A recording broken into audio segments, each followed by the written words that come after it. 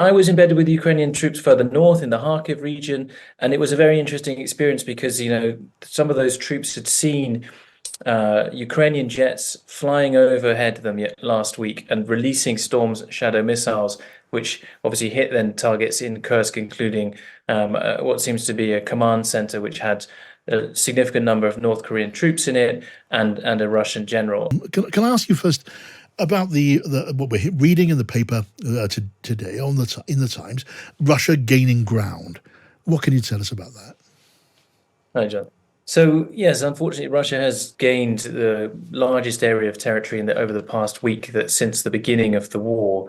And that's particularly in the Donbass region, where Russia's main thrust of its offensive is happening, with Putin determined to try and take the whole of the Donbass region before the prospect of any peace talks after Trump's inauguration.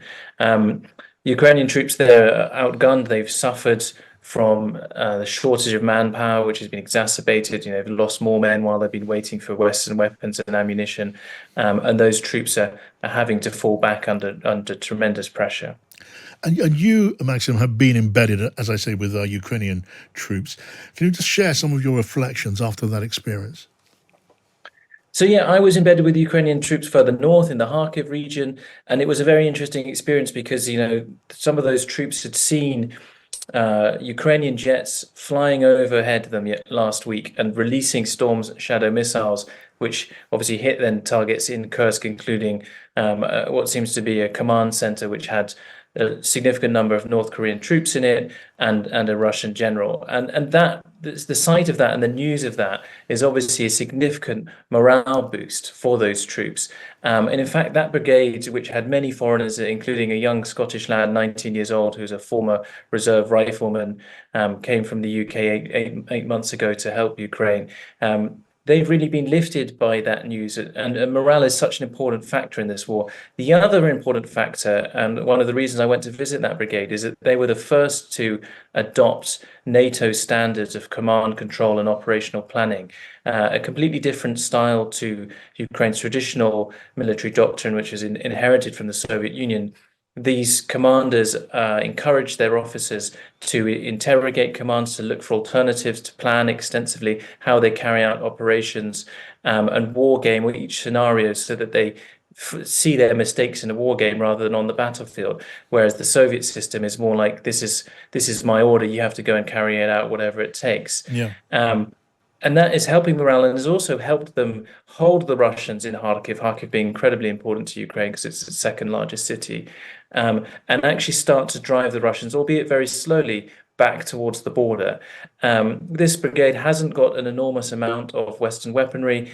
It doesn't have more manpower than other Ukrainian brigades, but it does have a different style of command and control, which seems to be much more effective, and they're enjoying some success as a result. It's really interesting, Maxim. So Ukraine troops that you were with encouraged to think and to reason and to challenge the orders that they're given, which is so different to the top-down, do as you're told doctrine of the previous way of doing things in the Russian mold. And you tell us that the level of morale is up significantly with the arrival of weapons, including the British Storm Shadow missiles. Is there, though, any sign that you've seen of a spreading assumption that maybe peace talks, negotiations are coming in this coming year with the arrival of Trump in the White House?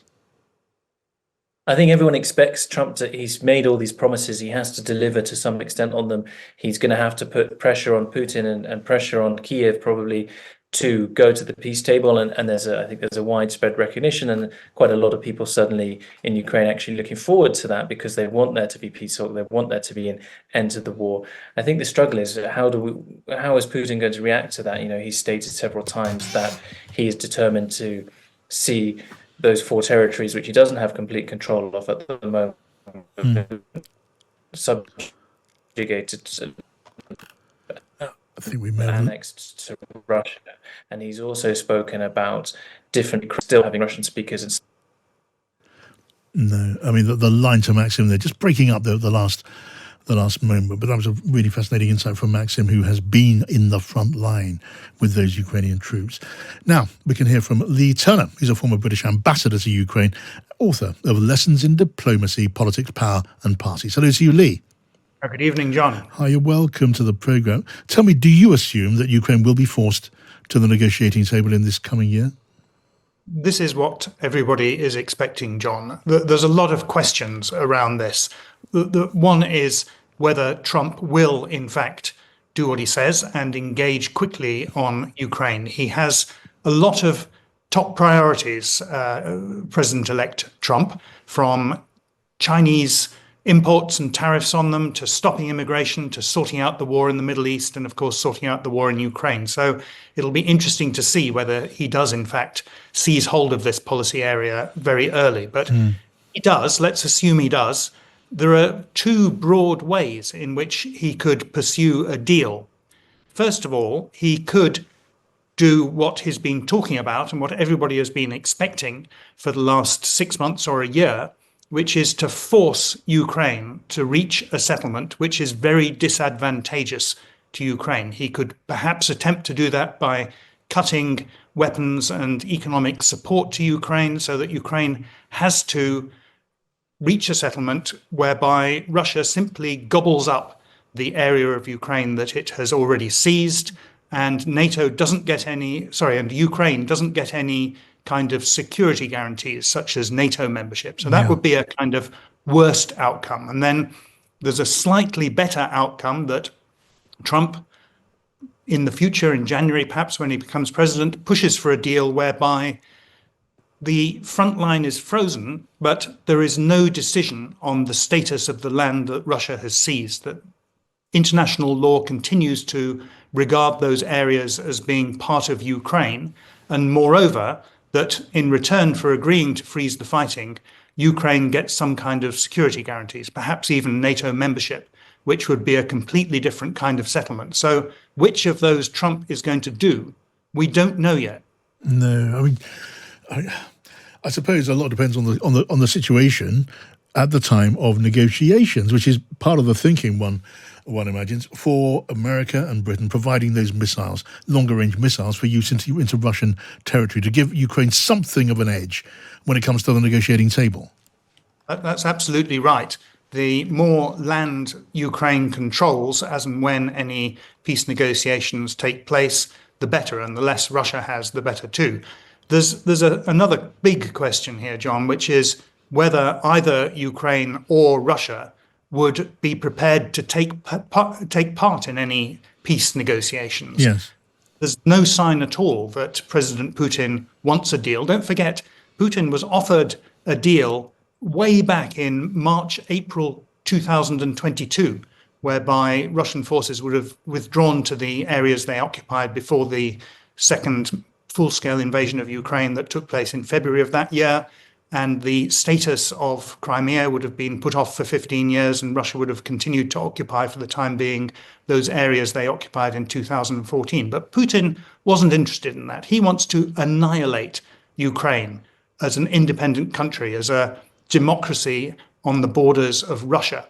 And it's also very difficult for Zelensky the President Zelensky of Ukraine, to accept any deal which gives up Ukrainian land when tens of thousands or even hundreds of thousands of Ukrainians have died or been permanently disabled as a result of the fighting over the last nearly 3 years. So that's opened it out. And then if Trump does push a bad deal for Ukraine, there's another really important question for us here in the UK, which is, are we, the UK, together with France, Germany, and other allies of Ukraine, ready to step into the breach to help Ukraine with weapons and economic support that the US just might decide to withhold from Ukraine? And in theory, we could do that. The EU and UK together have an economy about 10 times the size of the Russian economy, but persuading people in the UK that that is desirable or doable would be a real political challenge for Sir Keir Starmer. And difficult because Britain's defences are seen to be rather underweight at the moment, and it's not easy to see how we're to get to the higher level of commitment to defence spending, which is being discussed as an ambition. Can you see any way to settle the war on terms that don't enhance Putin as a threat to Eastern NATO members in particular and to Western security generally? I believe that a deal that lets Russia keep in the long term around 20% of Ukraine, that's an area about the size of England, would be extremely damaging to the future security not only of Ukraine and Eastern Europe, but also to the UK and indeed the US. Any deal like that would leave Russia empowered. It would reward Russia for its invasion of 2014 and its invasion of 2022. And it would encourage every other country around the world that fancies invading its neighbors to think we can get away with this. That in turn would mean much higher defense spending than the money that we're being asked for now to defend Ukraine and prevent Russia from winning this war. So I'm a bit pessimistic about it, to be honest, John. And I do hope both that Trump comes forward with a sensible suggestion that doesn't harm UK and US security, and that if he comes forward with a really bad suggestion, I hope that the UK and other countries will be prepared to do their best to stop that harming UK and European security. Yeah, as you say, Leigh, the most recent word out of the Kremlin is that Putin's not interested in talking. But do you perhaps take that as evidence that the Russian leader is simply waiting for the arrival of Donald Trump, or maybe he would hope tilt the odds rather? I'm pretty sure that champagne corks will have been popping in the Kremlin when it became clear that Trump was going to be the next US president. They certainly see Trump as more friendly towards them. On the other hand, we should never underestimate the challenges that Russia itself faces in persecuting this war. We've seen enormous strains on the Russian economy. We've seen enormous strains on their war machine, where they're turning to countries like North Korea and Iran to help prop up their armed forces.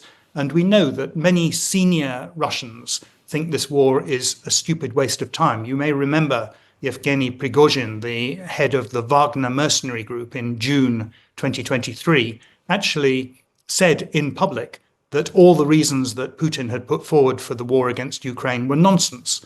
And he started a mutiny, which eventually petered out. So there are plenty of senior people in Russia who want to stop this war. And our best hope is that by making it difficult for Russia to advance, perhaps helping Ukraine to start recovering some of its territory, the Russian leadership will recognize that this war is a waste of time and that they will withdraw their forces from Ukraine. If they did that, the war would be over tomorrow. All right, Leigh Turner, former British ambassador to Ukraine, thank you for sharing your thoughts.